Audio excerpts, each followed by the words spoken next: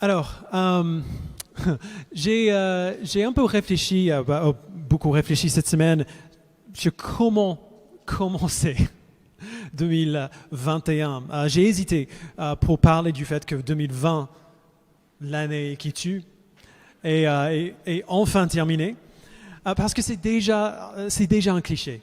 Je suis un des milliers des pasteurs partout dans le monde ce matin qui vont dire exactement la même chose, qui vont parler de comment 2020 a été une année horrible, tellement difficile pour nous en tant qu'individus et en tant qu'Église, et de pourquoi ça a été le cas. Il faut le dire quand même, parce que on ne peut pas se dissocier de notre contexte et faire comme si tout était normal. Cette année a été vraiment, vraiment difficile. Elle nous a confrontés, comme tout le monde, avec beaucoup de défis inédits dans notre Église, j'en parle. Juste un exemple, depuis des années, je résiste à l'idée de faire un live stream de nos cultes. Depuis des années, on en parle et je dis non, on va pas faire ça.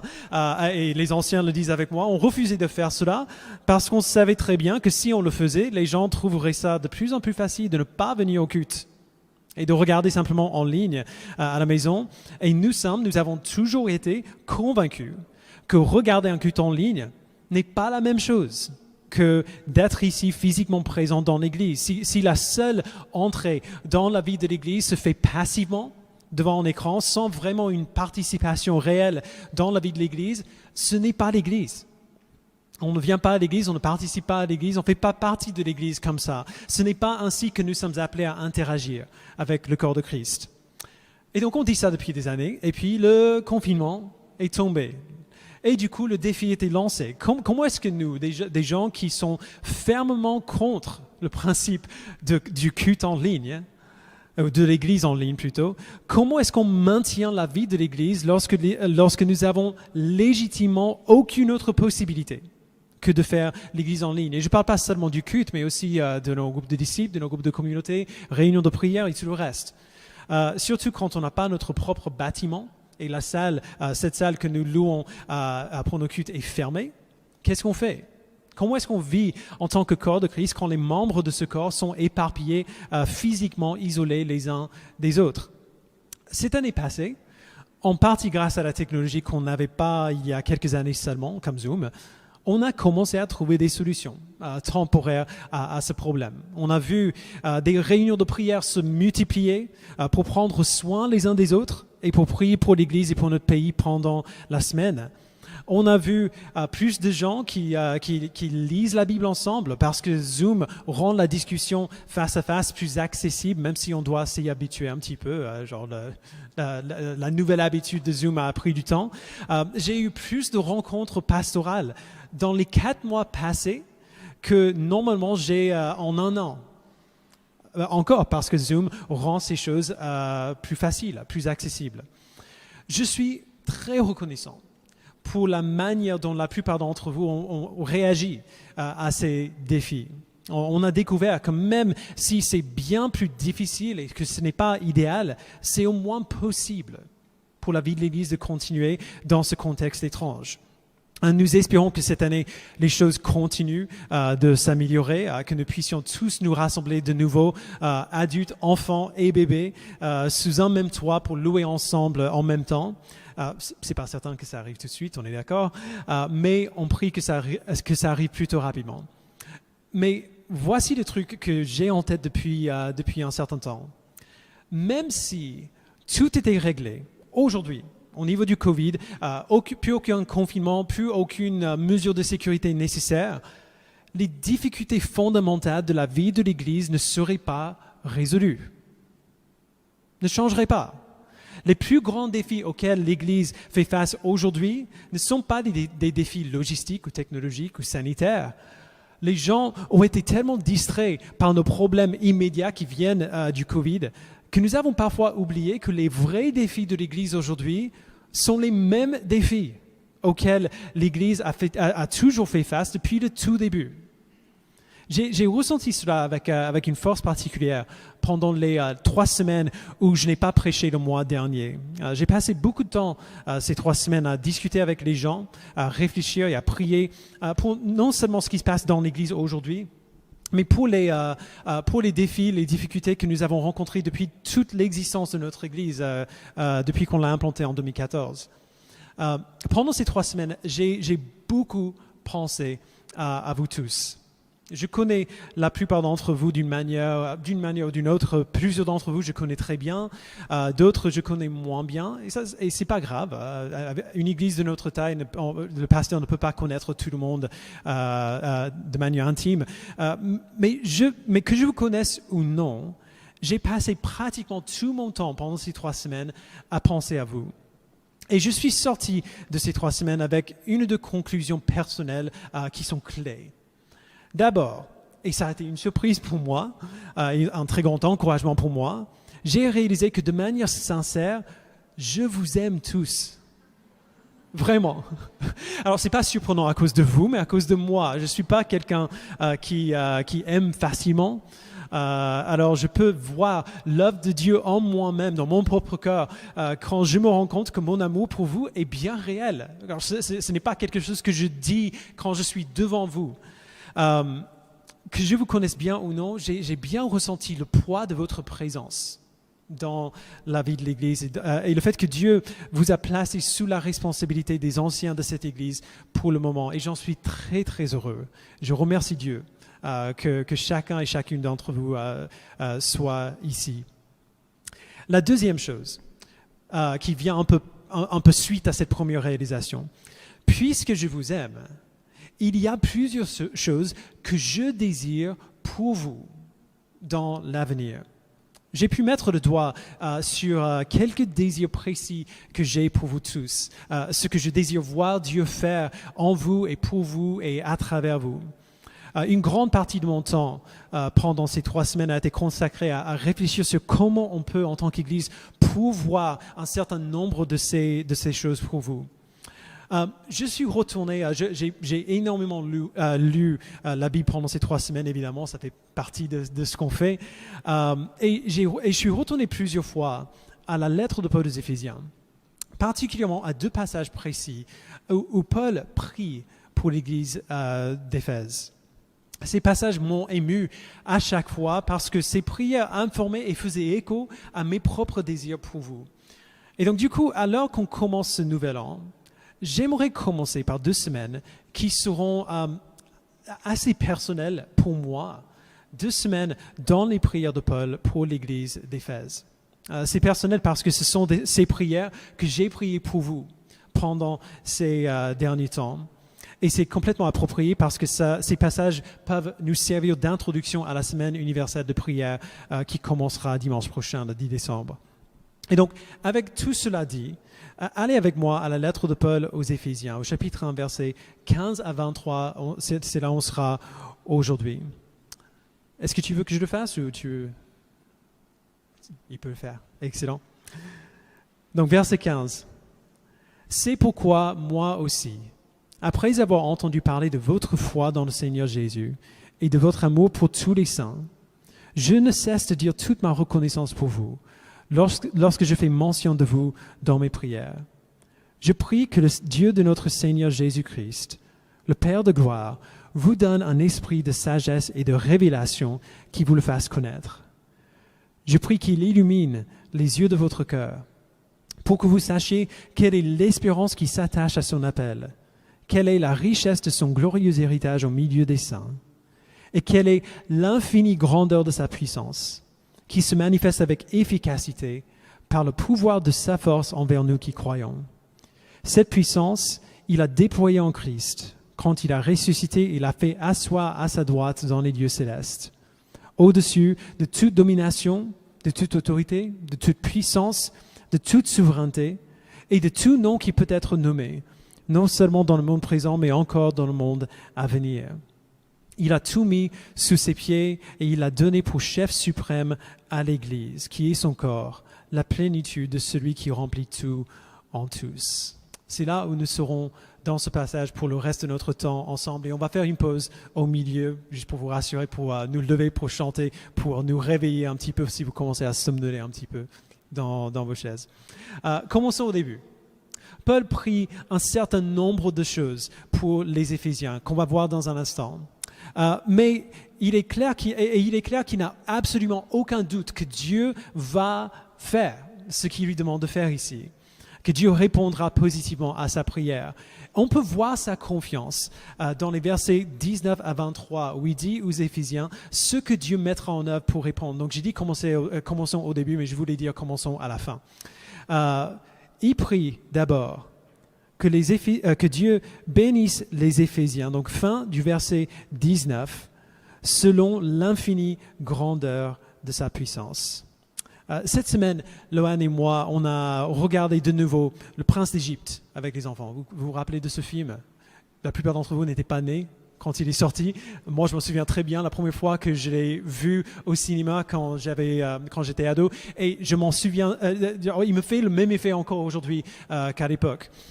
Comme d'habitude, le moment qui a été le plus impressionnant pour tout le monde était la scène à la fin où Moïse met son bâton dans l'eau de la mer Rouge et on voit l'eau se sépare très rapidement pour former deux grands murs de chaque côté. Vous vous souvenez de ça? Juste la manière dont ça a été fait a été excellent. C'est une image incroyable et assez fidèle d'ailleurs de ce qui s'est passé vraiment à la mer Rouge et qu'on voit dans Exode chapitre 14. C'est de ce genre de puissance que Paul parle quand il parle de l'infinie grandeur de la puissance de Dieu. C'est la puissance de Dieu pour régner sur tous les éléments naturels et spirituels afin d'accomplir sa volonté.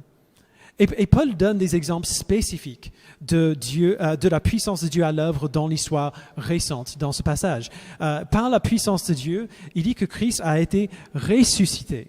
Par sa puissance, Christ a été glorifié. Il est monté au ciel, il s'est assis à la droite de Dieu dans les lieux célestes. Par la puissance de Dieu, Christ a reçu le règne sur toute autorité, toute puissance, toute souveraineté, l'autorité de Dieu lui-même pour régner sur tout ce qui existe. Et par la puissance de Dieu, Christ a été établi comme le chef suprême de l'Église, qui est son corps, la plénitude de celui qui remplit tout en tous. L'œuvre de Dieu en Jésus-Christ était et est encore aujourd'hui la plus grande démonstration de pouvoir de l'histoire, de toute l'histoire. Dieu fait homme qui vit comme un simple charpentier, qui devient un enseignant itinérant, qui est accusé de blasphème et crucifié dans la ville de Dieu, et puis qui se dévoile par sa résurrection comme le Seigneur des Seigneurs, la puissance de toutes les puissances, Dieu de toutes choses. Paul parle de tout ça parce qu'il sait que c'est cette puissance-là, cette puissance incroyable que Dieu va employer pour répondre à cette prière très personnelle et très spécifique. C'est presque trop. C'est comme utiliser un centre nucléaire pour allumer une simple lampe de chevet. Mais Paul dit ces choses pour montrer sa certitude que Dieu répondra à sa prière. Parce qu'il met toute sa puissance et toute sa force derrière la réponse qu'il va donner. Et c'est une très bonne nouvelle pour moi en tant que pasteur, parce que cette vérité me remplit de cette même confiance. Que lorsque moi je demande à Dieu de faire ces mêmes choses en vous, je peux avoir la certitude qu'il va certainement le faire. Vous n'êtes pas moins important pour Dieu que les Éphésiens. Vous n'êtes pas moins ses enfants, vous n'êtes pas des enfants moins légitimes de Dieu que les Éphésiens. Dieu vous aime autant qu'il les aimait. Ce qu'il voulait pour eux, il le veut aussi pour vous. Quelle bénédiction pour un pasteur de savoir que Dieu vous aime tellement que lorsque je lui demande de faire ces choses pour vous, je sais qu'il les fera. Alors avec le poids de cette confiance derrière la prière de Paul, qu'est-ce qu'il prie? Qu'est-ce qu'il demande à Dieu? Qu'est-ce que moi je demande à Dieu pour vous? D'abord, il exprime simplement sa reconnaissance. Donc, recommençons au début du passage, verset 15. Il dit, c'est pourquoi moi aussi, après avoir entendu parler de votre foi dans le Seigneur Jésus et de votre amour pour tous les saints, je ne cesse de dire toute ma reconnaissance pour vous lorsque je fais mention de vous dans mes prières. Alors je sais que ça peut sembler osé de dire que tout ce que Paul prie dans ce texte, je peux prier pour vous, moi, Alors, qui suis-je pour présumer une telle chose? Mais en fait, c'est vrai. Ce que Paul prie ici, je peux le prier pour vous aussi. Pas à cause de moi, mais à cause de lui. Quand Paul dit « c'est pourquoi » au début du verset 15, il veut dire à cause de tout ce que je viens de dire, tout ce que j'ai dit avant. Qu'est-ce qu'il a dit, du coup, dans les versets précédents que nous avons lus tout à l'heure, versets 3 à 14? Il a simplement expliqué l'Évangile. Il explique que Dieu nous a choisis en Christ, qui nous a adoptés, qui nous a sauvés de nos péchés, qui nous a ramenés à la vie en Christ, qui nous a donné son esprit pour nous rendre conformes à Christ. Tout ce que Paul a dit dans les versets 3 à 14 est aussi vrai pour tous ceux qui ont la foi en Christ, parce que c'est comme ça que Dieu sauve les gens. Il n'a pas changé de méthode depuis l'époque de Paul. Dieu sauve les gens de la même manière aujourd'hui. Tout ce qu'il a fait pour Paul, pour les Éphésiens, tout ce qu'il a dit dans les versets 3 à 14, il a fait pour vous si vous avez la foi en Christ.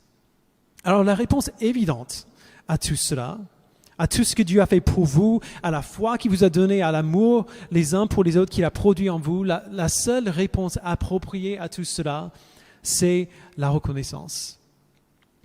Je ressens bien cette reconnaissance.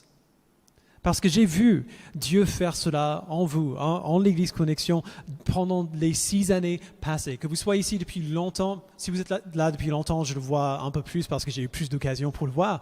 Mais je le vois partout dans l'Église depuis 6 ans.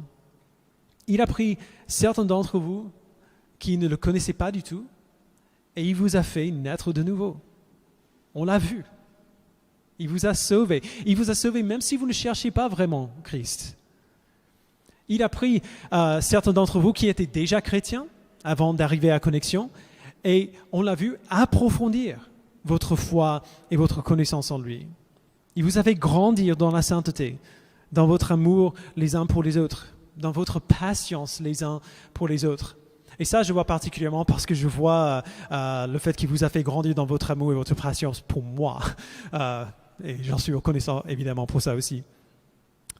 Une des choses que j'aime le plus dans mon travail, c'est que je suis souvent bien placé pour entendre vos témoignages, pour entendre vos histoires sur comment Dieu vous a transformé, comment vous avez fait grandir et comment il le fait encore. Je suis tellement reconnaissant pour ce qu'il a fait en vous depuis 6 ans. Et pour son œuvre, et voir son œuvre en vous dans le passé, me donne la confiance qu'il continuera d'œuvrer en vous dans l'avenir. Et c'est pour ça qu'à la fin du verset 16, Paul continue en disant qu'il se souvient des Éphésiens dans ses prières. On va voir pour quelle chose Paul prie dans un instant, mais pour l'instant, réveillons-nous un petit peu. Levons-nous pour chanter notre reconnaissance envers Dieu. Alors, Paul a remercié le Seigneur pour ce qu'il a fait en eux, pour eux, à travers Jésus-Christ. Après sa reconnaissance, il fait quelques demandes précises à Dieu. Donc, qu'est-ce qu'il demande de la part de Dieu? D'abord, il prie pour ce qu'on pourrait appeler l'illumination. Verset 17, il dit « Je prie que le Dieu de notre Seigneur Jésus-Christ, le Père de gloire, vous donne un esprit de sagesse et de révélation qui vous le fasse connaître. Je prie qu'il illumine les yeux de votre cœur. » Alors on va prendre le verset 18 petit à petit parce qu'il demande plusieurs choses là. Mais d'abord, la première œuvre basique que Dieu fait en nous, c'est ce que Paul demande. Il illumine les yeux de notre cœur. Alors il est difficile de comprendre ce que ça veut dire.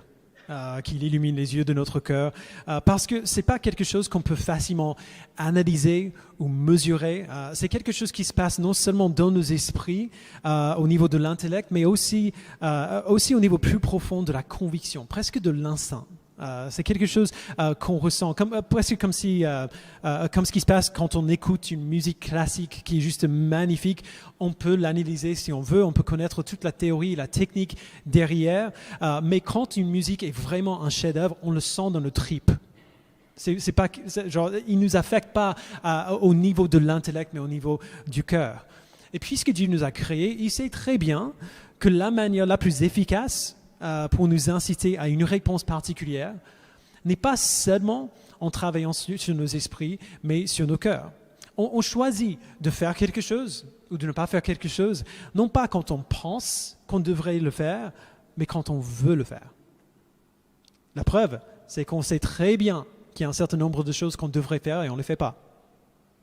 Et on sait très bien qu'il y a un certain nombre de choses qu'on ne devrait pas faire et on les fait quand même. Si on a déjà mangé du McDo plus d'une fois dans la semaine, ok, on voit que ça marche comme ça. Ça ne suffit pas de savoir ce qu'on doit faire ou de penser qu'on devrait faire quelque chose. Si on ne veut pas le faire, on ne le fera pas. La pensée seule ne suffit pas pour déterminer nos actes, c'est surtout et aussi nos cœurs, nos désirs. Et donc Dieu ne se contente pas d'un type de connaissance ou de l'autre.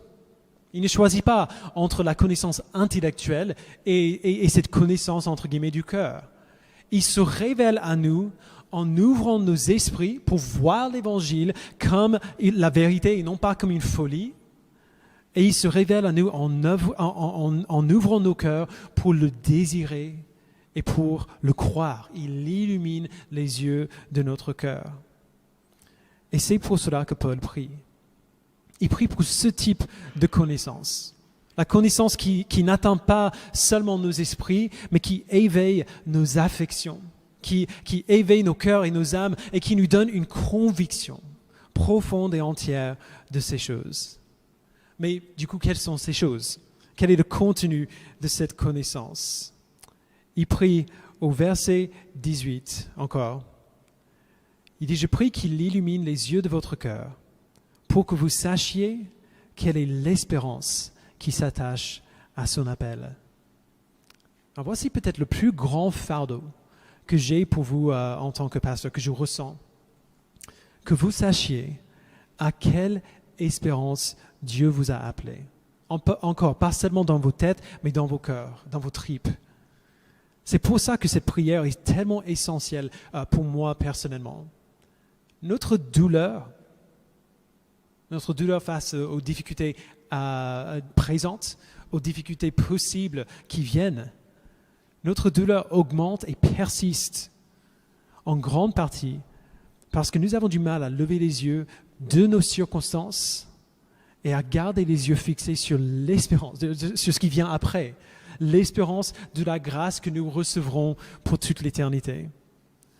Paul n'explique pas vraiment cette espérance future dans ce passage, parce qu'il n'en a pas besoin. Si on continue de lire comme on ferait normalement si on lisait cette lettre, on l'entendra expliquer cela dans des termes très simples et très clairs un peu plus tard. Regardez juste un peu plus bas au chapitre 2, verset 4. Il dit, mais Dieu est riche en compassion. À cause du grand amour dont il nous a aimés, nous qui étions morts en raison de nos fautes, il nous a rendus à la vie avec Christ. C'est par grâce que vous êtes sauvés. Il nous a ressuscités et fait asseoir avec lui dans les lieux célestes en Jésus-Christ. Il a fait cela, et voici la partie clé. Il a fait cela afin de montrer dans les temps à venir l'infinie richesse de sa grâce par la bonté qu'il a manifestée envers nous en Jésus-Christ. Notre espérance, c'est que pendant toute l'éternité, Dieu va continuer de nous montrer l'infinie richesse de sa grâce et de sa bonté en Christ. Alors, c'est un peu la bonté de Dieu par excellence. La bonté de Dieu, mais totale et parfaite. À quoi ressemble cette bonté? On a des exemples partout dans la Bible.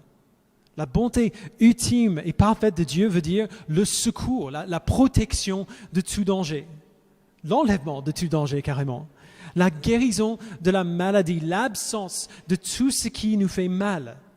Plus de maladie, plus de violence, plus de pauvreté, plus de mort. Ça veut dire une vision claire et sans filtre de la gloire de Dieu. Et évidemment, beaucoup plus. On pourrait lister les grâces possibles de Dieu pendant toute l'éternité sans jamais les épuiser. Et notre espérance dans cette grâce future n'est pas comme l'espoir dont on parle généralement, comme j'espère que les vaccins mettront fin au Covid. Cette espérance dont Paul parle, c'est une espérance qui est certaine, parce qu'il a déjà été obtenu pour nous en Christ. De manière bien réelle, Paul dit, nous sommes déjà ressuscités avec Christ, déjà assis avec lui dans les lieux célestes. Autrement dit, nos sièges sont réservés. Il n'y a personne qui va bouger le petit placard, la petite carte sur notre chaise. Nos places à la table du Seigneur sont réservées et à nous pour toute l'éternité. On pourrait parler pendant des heures de ce que cette grâce future, cette grâce qui nous attend après le retour de Christ, on pourrait parler pendant des heures de ce que cette grâce future change pour nous de manière pratique. Permettez-moi de mentionner juste une seule chose. J'ai passé plus de temps dans des rencontres pastorales cette année que toutes les années précédentes de l'Église, probablement ensemble. Cette année a été très difficile pour plusieurs d'entre vous, pour plein de raisons qui n'ont rien à voir avec le Covid. Plusieurs d'entre vous ont souffert de la douleur du péché dans vos propres vies, genre votre propre péché. Vous avez souffert les conséquences des péchés des autres. Vous avez souffert de la maladie, de la perte, de la colère juste et injuste. Plusieurs d'entre vous ont même souffert parce que vous êtes chrétiens. Et au moins à ce niveau-là, c'est normal. La Bible nous dit de nous attendre à la souffrance de manière générale déjà, mais particulièrement à cause de notre foi. Et je ne sais vraiment pas comment vous allez faire face à cette souffrance, parce que c'est pas fini. Si une source de souffrance est résolue, il y a une autre qui va venir prendre sa place. Je ne sais vraiment pas comment vous allez faire face à cette souffrance et honorer Dieu dans votre souffrance. Si votre foi et votre joie ne sont pas fermement enracinés dans ce qui viendra après la souffrance. Non pas dans la résolution du problème, mais dans ce qui viendra bien longtemps après. Les deux assurances les plus grandes que nous avons dans nos luttes, dans nos douleurs, dans nos souffrances en tant que chrétiens, sont d'abord qu'aucune souffrance n'est gâchée entre les mains de Dieu, qu'il utilise chaque douleur et chaque perte pour notre bien. Et deuxièmement, que quelle que soit notre souffrance, elle est infiniment plus petite que la gloire qui nous attend. En tant que chrétiens, nous souffrirons et nous lutterons, et nous ne pourrons pas tenir sous le poids de cette lutte si nous ne nous reposons pas entièrement dans l'espérance à laquelle Dieu nous a appelés. Alors c'est ça que je prie pour vous, tous les jours, que vous sachiez quelle est l'espérance qui s'attache à son appel. Que chaque discussion que vous avez avec les autres frères et sœurs en Christ, que chaque rencontre pastorale puisse se terminer par une affirmation de l'espérance que vous avez en Christ, puisse vous ancrer plus fermement dans ce qui vous attend et pas seulement dans ce que vous voyez encore aujourd'hui. Voilà la première chose. La deuxième chose pour laquelle Paul prie, c'est que ses lecteurs sachent, donc c'est à la fin du verset 18, quelle est la richesse de son glorieux héritage au milieu des saints. Alors ce serait facile d'imaginer que dans cette petite phrase, Paul répète simplement ce qu'il a dit juste avant, de manière un peu différente. Qu'est-ce que notre espérance, sinon l'héritage qui nous est promis? Paul a mentionné cet héritage dans le passage qu'on a lu tout à l'heure.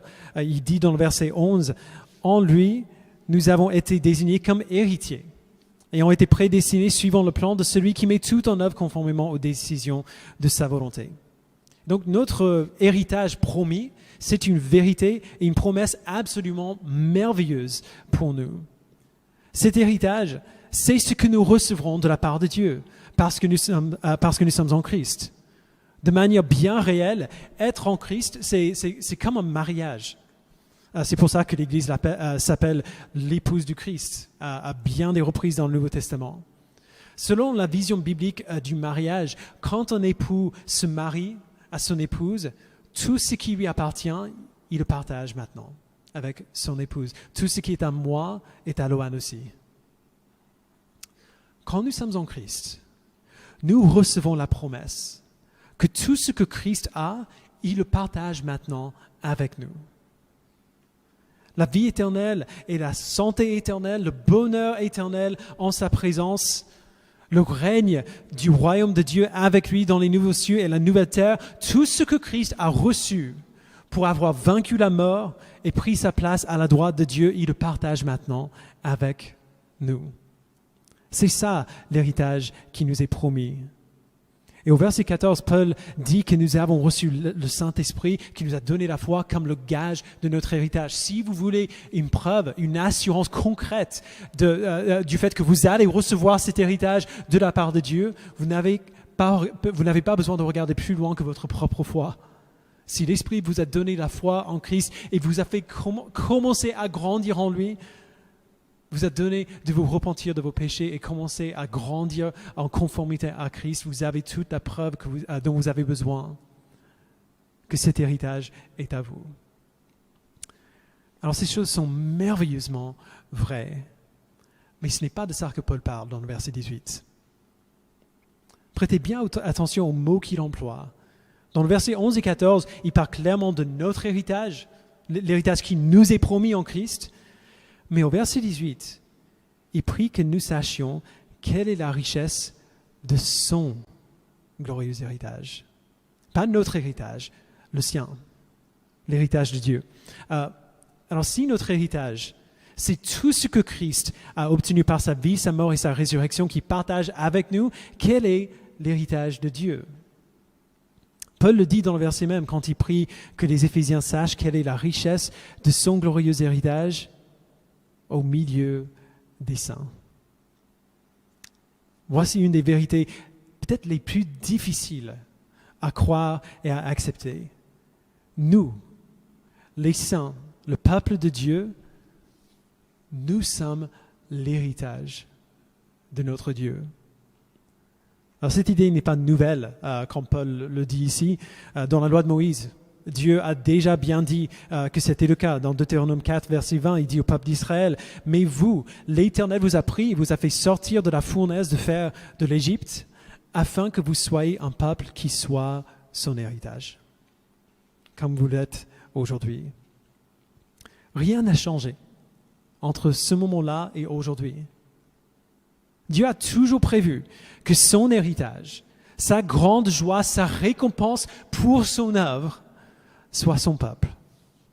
Il nous donne tout et en retour, il reçoit nous.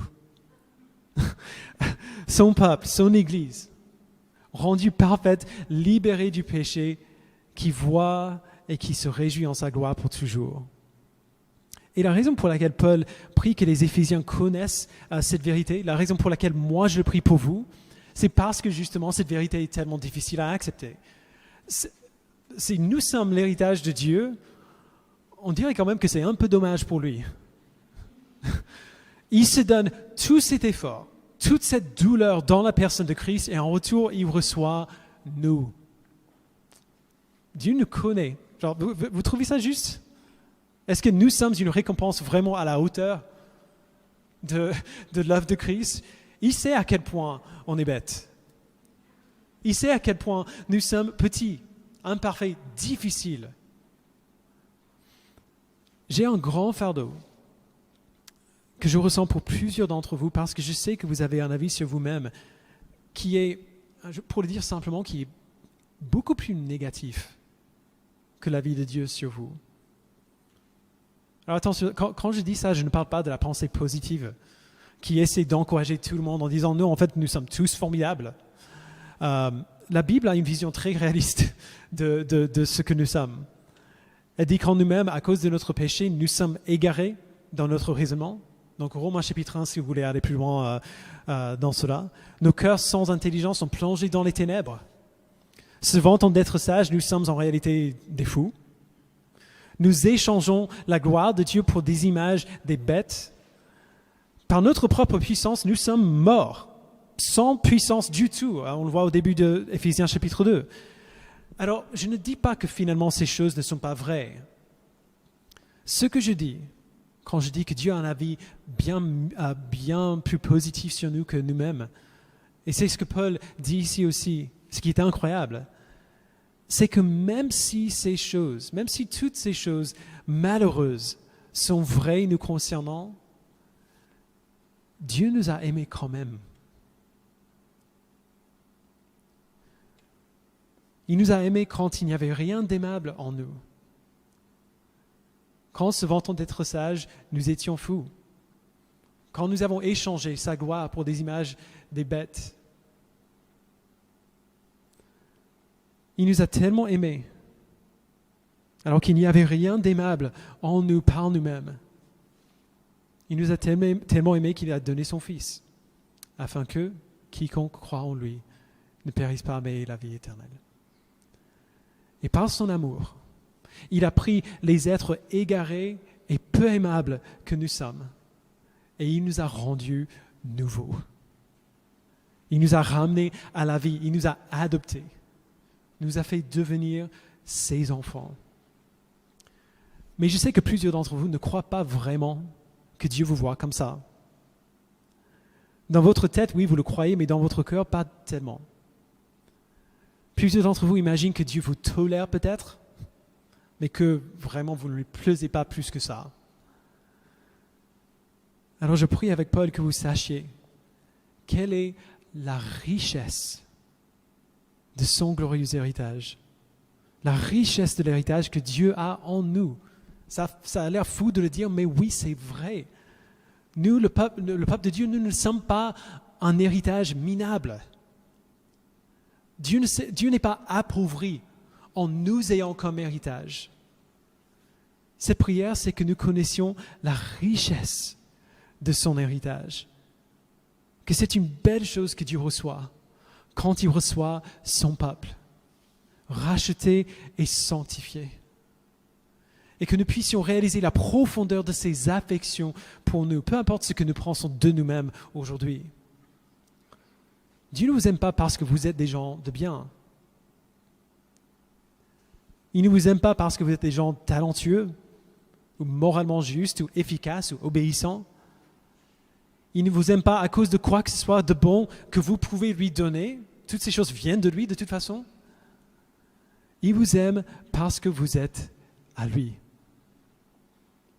Dieu vous aime parce que vous êtes ses enfants. Les parents ici, vous comprendrez ça. Évidemment, notre avis sur nos enfants est biaisé. Pourquoi? Parce que ce sont nos enfants. Même si nos enfants sont exceptionnels, nous les trouvons... tous les parents pensent que leurs enfants sont exceptionnels. Ouais. Pourquoi? Parce que ce sont nos enfants. Et même si nos enfants, même si des gens en dehors de notre famille étaient d'accord que oui, nos enfants sont exceptionnels, nous les trouvons encore plus exceptionnels parce que ce sont nos enfants. Vous avez déjà vu un parent pendant des heures montrer des photos de leur bébé qui honnêtement ressemblent à tous les autres bébés du monde. L'amour que j'ai pour vos enfants, genre les enfants que je connais, l'amour que j'ai pour vos enfants n'est pas pareil. Désolé, n'est pas pareil que l'amour que j'ai pour les miens. C'est pas que vos enfants ne sont pas formidables. Je sais qu'ils le sont, mais ce ne sont pas mes enfants. C'est différent. Frères et sœurs, nous sommes les enfants de Dieu. Nous sommes ses enfants et il se réjouit en nous parce que nous sommes ses enfants. Il nous aime parce que nous sommes à lui. Nous sommes ceux en quoi Dieu prend plaisir aujourd'hui. Nous sommes ceux en quoi il prendra plaisir pour toujours, non pas parce que nous sommes si formidables, mais parce que nous sommes son peuple, l'épouse de Christ qui sera rendue parfaite et sainte pour toujours. Puisque nous sommes et nous serons le produit de sa grâce, le résultat de sa grande mission. Son peuple qui voit et qui se réjouit en sa gloire. Je prie.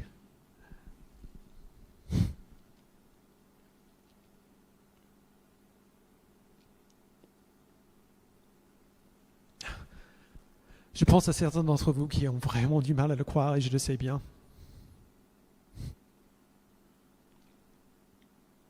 Je prie que vous le croyez. Que vous sachiez quelle est la richesse de son glorieux héritage au milieu des saints. Et puis dernièrement, je prie avec Paul que vous puissiez connaître quelle est l'infinie grandeur de sa puissance qui se manifeste avec efficacité par le pouvoir de sa force envers nous qui croyons. Et ici, évidemment, on revient là où on a commencé. Je peux vous dire que Dieu veut toutes ces choses pour vous, qu'il veut que vous sachiez quelle est l'espérance qui s'attache à son appel, quelle est la richesse de son glorieux héritage au milieu des saints. Je peux vous dire que Dieu veut toutes ces choses pour vous, mais vous n'allez pas vraiment le croire. Vous n'allez pas vraiment vous reposer dans cette affirmation si vous ne comprenez pas que Dieu met en œuvre toute sa puissance infinie pour réaliser ces choses pour son peuple. Que la grandeur de sa puissance se manifeste avec efficacité envers nous qui croyons. La grandeur de sa puissance à l'œuvre pour nous est immesurable. Je prie que vous connaissiez cela. Encore une fois, non pas seulement dans vos têtes, mais dans vos cœurs, dans vos tripes. Parce que je sais à quel point nous pouvons être cyniques. Nous pouvons voir les situations qui nous entourent, les problèmes qui viennent de notre propre péché, du monde dans lequel on vit, ou alors des obstacles que d'autres gens ont placés dans notre chemin, dans le chemin de notre progrès en Christ. Nous regardons à toutes ces choses, on regarde à tous ces obstacles, et on n'a pas l'audace de croire que Dieu nous les fera vraiment surmonter. Genre que ces obstacles qui nous semblent tellement énormes ne sont pas un obstacle pour Dieu. On ne voit pas au-delà du tunnel pour voir la lumière au bout. On se laisse aller dans notre cynicisme. C'est normal. On est humain. On n'est pas parfait. Les psaumes sont remplis d'exemples des gens qui ressentent ces mêmes choses, qui expriment ces mêmes choses dans nos prières. Mais même si c'est normal, ce ne sont pas des réactions justes. Parce que la puissance que Dieu met en œuvre en nous et pour nous est infinie. C'est facile pour lui. Encore, comme un centre nucléaire qui est employé pour allumer une lampe de chevet. C'est la même puissance qu'il a mise en œuvre dans la vie, la mort et la résurrection de Christ. La même puissance par laquelle Christ agit maintenant comme le Seigneur de toutes choses, la tête de son Église. C'est cette puissance-là que Dieu a toujours eue et qui assure que si Dieu veut faire quelque chose, il va le faire. Il accomplira certainement sa mission. C'est cette puissance-là que Dieu mettra en œuvre afin que nous sachions quelle est l'espérance qui s'attache à son appel, quelle est la richesse de son glorieux héritage au milieu des saints, et quelle est sa puissance qui manifeste envers nous qui croyons avec efficacité. Et donc je prie que vous croyiez cela aussi, que vous ressentiez l'assurance incroyable de la puissance de Dieu pour vous amener là où il veut que vous soyez. Que vous connaissiez la profondeur de son plaisir en vous, du plaisir qu'il a en vous, parce que vous êtes ses enfants, nous sommes son peuple. Que vous sachiez que ce qui vous attend est bien plus grand, infiniment plus grand que ce qui pèse sur vous aujourd'hui. Que vous connaissiez votre Dieu. Prions. Seigneur, merci pour mes frères et sœurs qui sont ici. Merci pour eux. Merci pour la foi que tu leur as donnée dans le Seigneur Jésus, pour l'amour qu'ils ont les uns pour les autres. Je prie, Père, que tu leur donnes un esprit de sagesse et de révélation qui te les fasse connaître. Je prie que tu illumines les yeux de leur cœur pour qu'ils sachent quelle est l'espérance qui s'attache à ton appel. Quelle est la richesse de ton glorieux héritage au milieu des saints? Et quelle est l'infinie grandeur de ta puissance qui se manifeste avec efficacité par le pouvoir de ta force envers nous qui croyons. Donne-nous, Père, l'assurance de voir et de croire que la puissance que tu mets en œuvre dans leur vie, c'est cette puissance que tu as déployée en Christ quand tu l'as ressuscité. Il a fait asseoir à ta droite dans les lieux célestes, au-dessus de toute domination, de toute autorité, de toute puissance, de toute souveraineté et de tout nom qui peut être nommé, non seulement dans le monde présent, mais encore dans le monde à venir. Donne-nous, Père, la confiance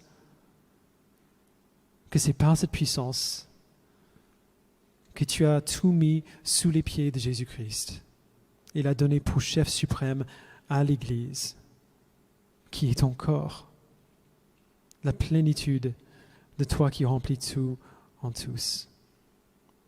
Donne-nous, Père, de croire les mêmes choses sur toi et sur nous-mêmes que tu crois, de voir les mêmes choses que tu vois, de nous réjouir dans les mêmes choses que toi et d'avoir la même mission, la même confiance en ta grande puissance. Au nom de ton Fils, nous le prions. Amen.